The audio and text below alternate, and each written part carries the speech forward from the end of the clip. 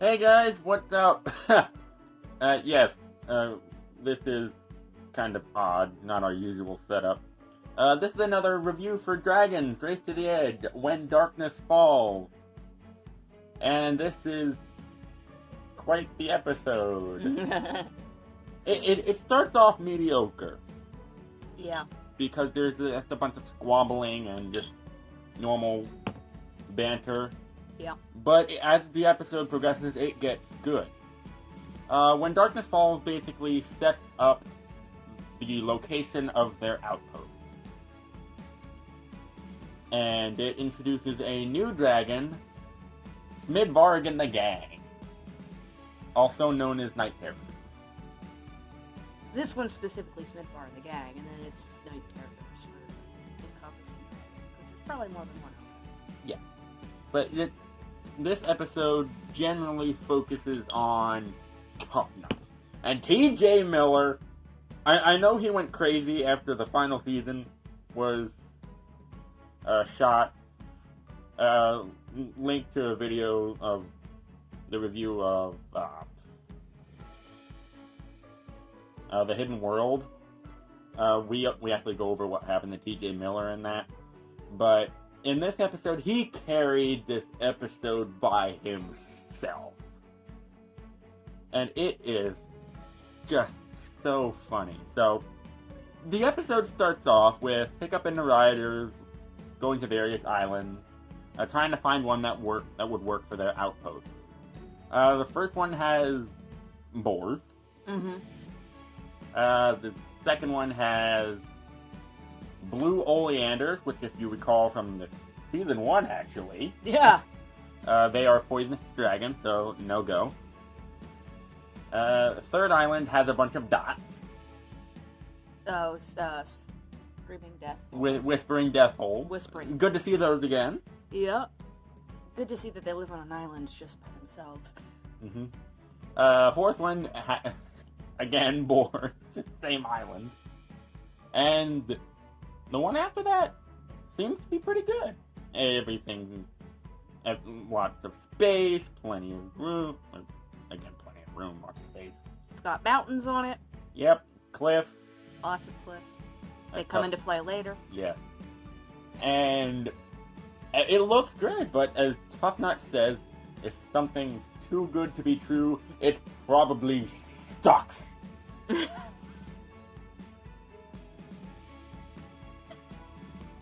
And, well... He was right. Partially. Yeah. He said Thor said that. He would have said it with a little more finesse. That's for sure. But, and Tuffnut, that night, as everyone's settling down for camp, well, before they start settling down, they start arguing over what their outpost should be. Snotlout's obsessed with an S, to be expected. Astrid wants defense. Just training. Fish Legs wants A zen- relaxation he wants and a zen garden. Fish Legs wants a zen garden. And the twins want a boar pit. They want action and adventure. Adrenaline. And as Fish Legs, Astrid said, why do we need that? Tuffnut brilliantly says, well, you need some entertainment. Mildly creepy. And could be taken mildly sexually. It doesn't help that Snotlout later on says, Astrid, you look like a great pillow in his sleep. Oh my gosh! John, you and Tyler forgot to mention that in your review. And then there was Tuff asking Hiccup if he wants to be the boar. No, that was Rough Nut. Rough, yeah. Hey, I'm ready for a dry run. Yeah, it was Rough. Okay. I get their names mixed up. Yeah. That's the problem with twins and similar names. I need to remember Rough, R for girl. Tough, boy.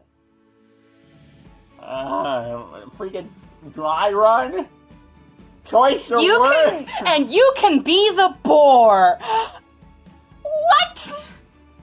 This is supposed to be for children! The adult humor's top notch. Yeah, it was pretty great. I mean... And then the goddamn chicken. Yeah, so that night, Tuffnut's telling scary stories of... And he actually gets Snotlout frightened. Which probably wouldn't actually take much. He's got a fragile ego. But... And... Ooh! And while they were squabbling over island design, there was that mildly gay moment with, I prefer the Princess of Berk to the Princess of... Outpost. Outpost. That was great. So, in your headcanon, Snotlout's gay. There's a whole ship out there. Yeah, I know there's a whole ship, but canon. Yeah, it's unavoidable. I mean, he's over the top masculine. Oh, yeah. He's hiding a lot.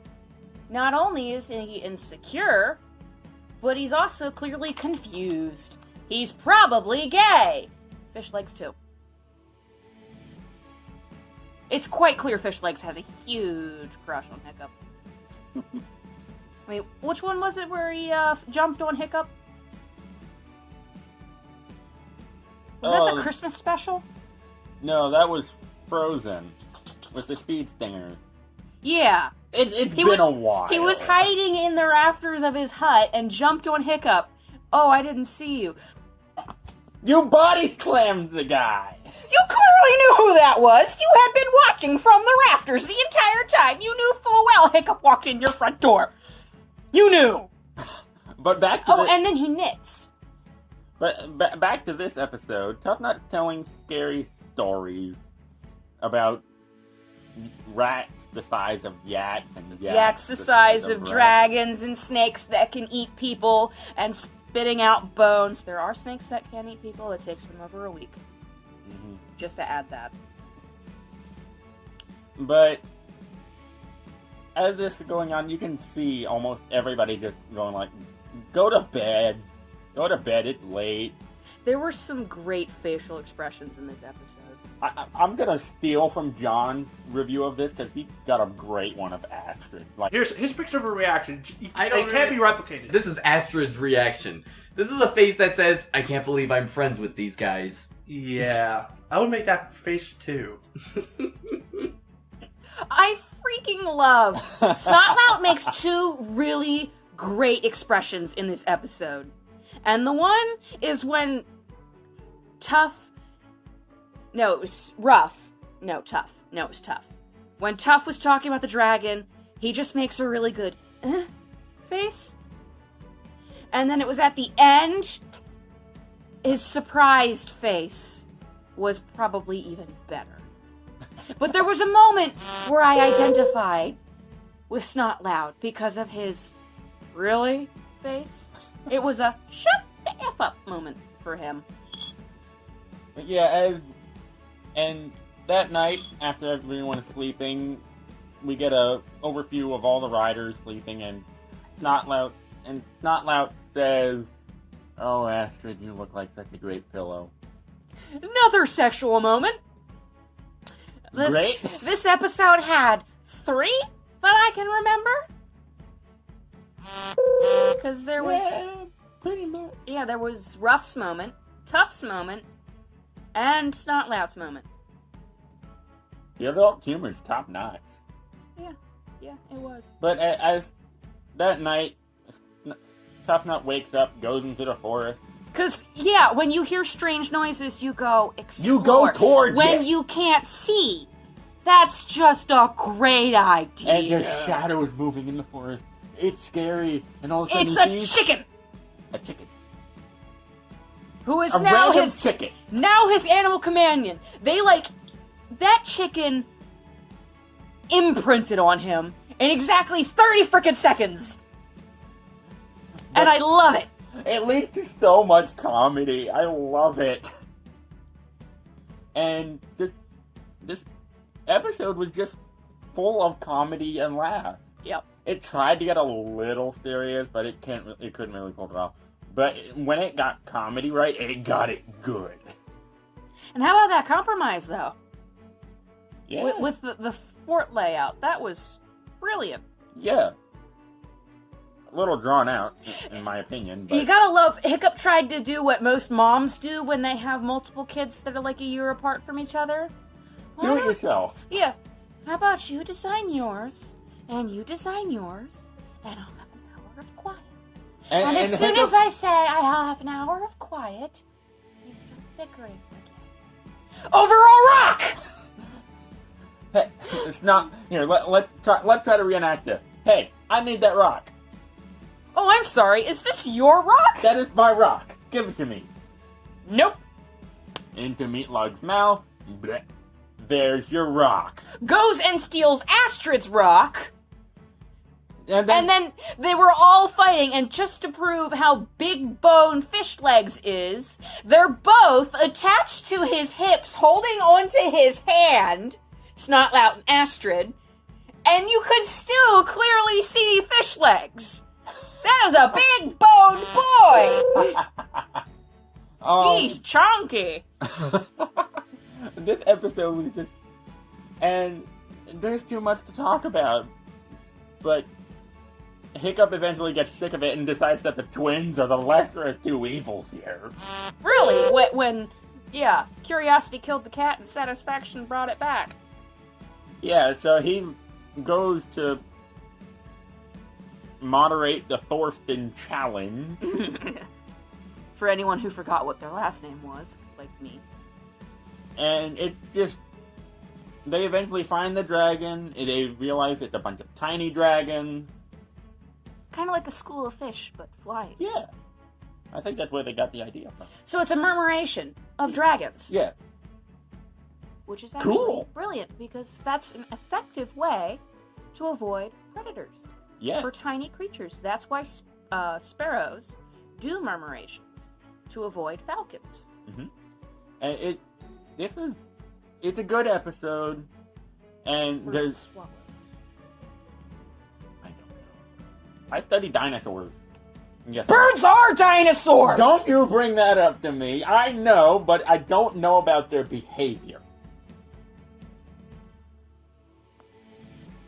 But overall, it's a great episode. It has some heart, and the ending scene is just where it hits home. Oh, yeah. All the little night terrors fly up and make an image of Toothless in the sky. After they do some synchronized... Flying. Yeah, kind of like when you play a harmonious scale, an arpeggio for flies. They circle. Yeah, they did that.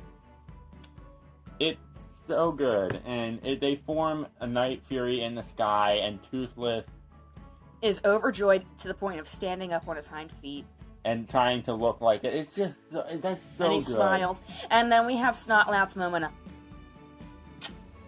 breaks a stick in the process. Yeah, I loved that moment because it's just like everybody had a word except him, and he was rendered speechless for once.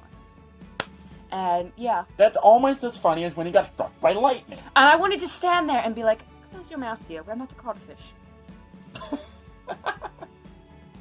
But overall, it's a great episode. I gotta give it 4 out of 5. Yep, Great. 4.5 out of 5 for me. Okay.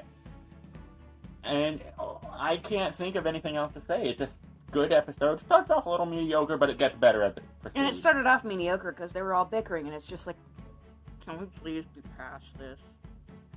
It's been 3 Please. years since the last season. Please.